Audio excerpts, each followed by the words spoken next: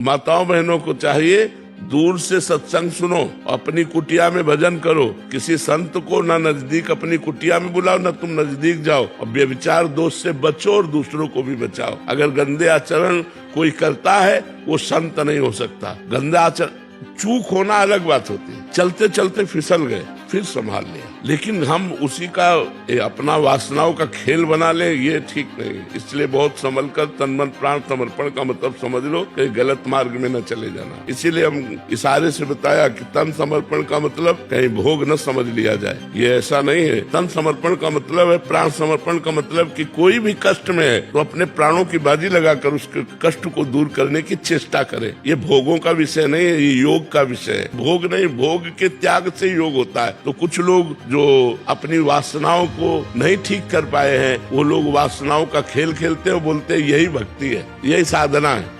बहुत से लोग होते हैं और उसको गलत ढंग से प्रयोग करते हैं और कहते हैं यही है, यही इसी से चला जाता है। तब तो गृहस्थी में सब सिद्ध हो जाने चाहिए। अगर केवल भोग ही साधना है तो गृहस्थी तो भोग भोगते सब सिद्ध है, फिर मतलब साधना का मतलब क्या रहा। तो ये बहुत सोच समझ करके, तो इसलिए साधु मार्ग, सतमार्ग, संत मार्ग बहुत सुलझा हुआ कोई संत होता है, नहीं तो बहुत गड़बड़ हो जाता है। विश्वास करो, हमारा शरीर रहे न रहे, ये वाणी आपका परम मंगल करती रहेगी यदि सुनोगे श्रद्धा से। तो आज भी आप देख लीजिए, मोबाइल से पहले सुधार हो गया, आप आए बाद में, है ना। तो आप देखो वाणी काम कर रही कि नहीं कर रही।